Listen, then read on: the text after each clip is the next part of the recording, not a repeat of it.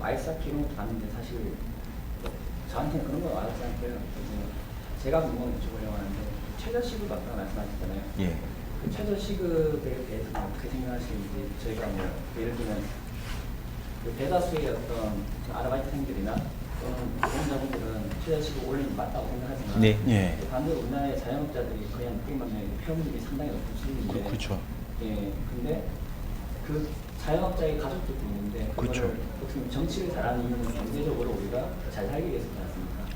근데 그 문재인 정부가 정말 최저시급에 대해서는 어떻게 보시는지 제가 대선 토론 때도 아마 최저시급 얘기했을 거예요. 제 앞쪽에서 김선동 그때 후보가 최저시급 10,000원 이렇게 지르셨던 것 같아요. 제가 그래서 바로 다음에 저한테 순서가 오길래 10,000원은 그렇게 지르지 마시라. 그래서 10,000원이라기보다 그러니까 이것도 답이 소통이어야 되지 않겠습니까? 그러니까 자영업이나 이 알바생들이 함께 동의할 수 있는 수준을 찾아가야지. 만약에 지금처럼 16% 인상을 정부가 일방적으로 탁 때리면 벌써 진보적인 어떤 그런 전문가들도 최저시급 10,000원은 근거도 없다는 겁니다. 그냥 정치 구호로 10,000원이 외치기 좋아서 외쳤지 무슨 분석을 해서 나온 결과가 첫째 아니었고 그거를 자체적으로 이런 비판이 나왔습니다. 이미 민주당에서도 해명을 못했어요. 왜 10,000원인지에 대해서. 근데 10,000원에 가깝게 끌어올린다는 걸 보여주기 위해서 16% 끌어올린 겁니다. 그러니까 이런 것부터가 저는 이런 식으로 지금 일방적으로 정책을 결정해 놓으면 분명히 그 후속 폭풍이 예상되죠. 그 폭풍이 지금 일어나는데 문바들이 달려가서 뭐라고 하냐면 이건 모든 기사에 최저임금 때문이 아니다. 4차 산업혁명 때문에 사업이 망하는 거다. 이제 무인화가 돼서 다 받아들여라. 아니면 최저임금 못줄 사업이면 빨리 접어라. 이런 댓글을 무차별로 달고 다닙니다. 이런 식으로 해서 여론을 지금 또 한 번 일방적 정책 결정과 플러스 여론 호도가 지금 만나고 있습니다. 그래서 저희가 지금 이렇게 좀 외쳐보는 겁니다. 저희라도. 말씀하신 취지에 분명히 동감하니. 그래서 저희는 딱 뭐 얼마 해야 된다 그게 아니라 아니 소통을 통해서 하지 않으면 당장 시급 딱 올리니까 바로 대량 경비해고 뭐 대량 뭐 지금 뭐 프랜차이즈 뭐 사업 오늘 기사입니다. 사업 못 하겠다. 그것도 김상조 그분이 가셔서 이제 그 비용은 사회가 부담해야 된다 하니까 이제 나 우리 손 털겠다라고 나온 거거든요. 지금 정부의 정책에 대해서 계속 나오는 반응들이 지금 서로 너무 소통이 안 되고 있는 채로 진행되고 있다는 걸 여실히 보여지죠. 예, 일단 그런 부분을 우리가 주목해야 되지 않을까 싶습니다. 그러니까 뭐 좀 첨언을 드리면 말씀하신 대로 지금 딱 냉정히 말씀을 드리면 대한민국에서 보호를 받고 있는 조직은 뭐 어디일까? 공무원과 공기업과 대기업과 몇 퍼센트나 될까요? 그분들은 원청으로 볼 수 있죠. 그분들 빼고는 대부분 아까 말씀드린 자영업자라든지 아르바이트생들이나 정말 보호받지 못하는 분들이거든요. 근데 그러면 그 원청에 계신 분들은 최저시급에 관련된 사람들이 아니잖아요. 그런데 실제로는 최저시급 관련된 사람들은 보호받지 못하는 분들인데 그 분들이 벌어들이는 수익은 한정이 있는데 그래서 나눠 가지라는 말이잖아요. 이게 되게 어려운 얘기거든요. 그리고 또 그다가 하나 더 말씀 주신 대로 지금 기계화와 이 사람과 이 미묘한 어떤 선에 있거든요. 이쪽 안쪽으로 얼마 전에 보니까 코스닥 보니까 무인 그 기계 있지 않습니까? 무인 표 발급기. 어떤 제가 분식집에 갔더니 사람을 안 써요. 표 발급기에서 버튼 누르면 표가 나오면 그냥 밥 먹으면 돼요. 서빙 인력이 없어요. 이 회사가 이런 거 만드는 회사가 지금 주가가 확 올랐다는 거예요.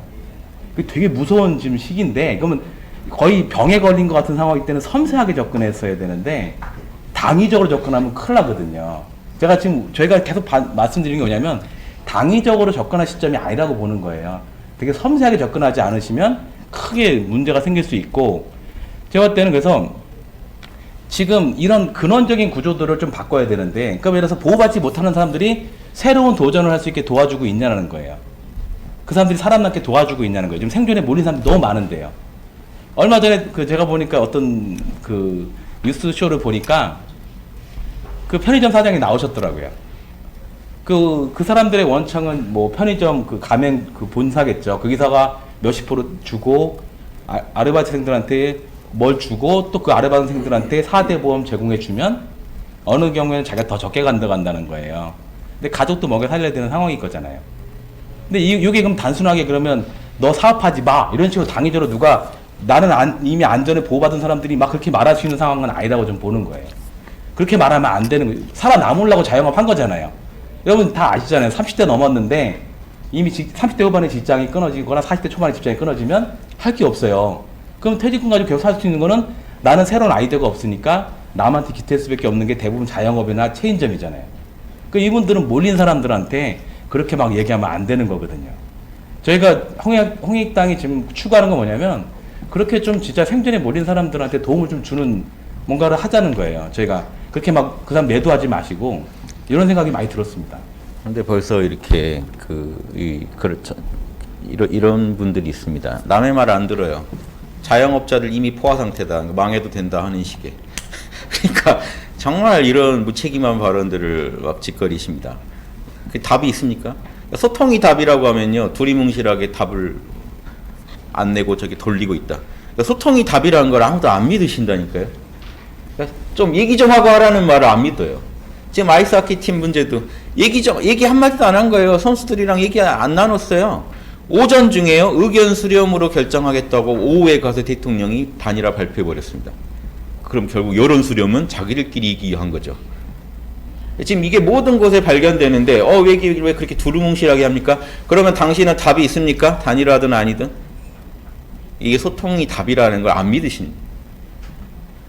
여러분 소통하고 아니 내가 싫은 일을 당해도 소통을 통해서 서로 합의돼서 그래 내가 그 정도는 희생하마 이 얘기 듣고 하는 거랑 야 어차피 너 얘기 나누면 어차피 넌 내 말 듣게 돼 있으니까 그냥 희생해 이게 같습니까? 그래서 이 부분에 대해서 우리가 얘기 드리는 겁니다. 자영업자 그때 이재명 씨 제가요 이재명 씨 페북을 그때 대선 전에 지켜보고 있었는데 이재명 씨가 잘 얘기하시다가 최저임금 10,000원으로 자기가 올리겠습니다라고 딱 하는 순간 이재명 씨 지지층이 당장에 딱 돌아서서 자영업자들 다 한강대교 갈 일 만들 겁니까? 하고 바로 그 부분만은 동의 못합니다 하고 쫙 달렸어요. 근데 저는 이 의견도 저는 괜찮다는 거예요. 의견은 제시할 수 있잖아요. 그 다음에 소통이 일어나는 거가 궁금한 거예요. 소통이 일어나는 거. 그래서 타협안이 나오고 그것도 데이터에 근거해서요. 막연히 얘기할 게 아니라. 이런 작업을 정부가 안 했다는 게 안에서 내부에서 이미 지적이 됐고 민주당에서 이미 자기들이 사실 무슨 데이터 가지고 한 게 아니라는 것까지 고백했는데 그 부분에 대해서 그럼 바로 잡으면 좋은 답이 나올 수도 있는 거 아닙니까? 그런데 니네가 대안 제시해봐 그러면. 그러면서 실드만 치는 겁니다. 이 정부 망하면 안 돼. 이 정부를 망하게 하려는 너희들은 적들이야. 빨갱이들아. 이런 말까지 지금 하고 있다는 상황이 웃기다는 거죠. 예. 다 이미 예상했잖아요. 자영업자들 힘들 거 예상했잖아요. 예.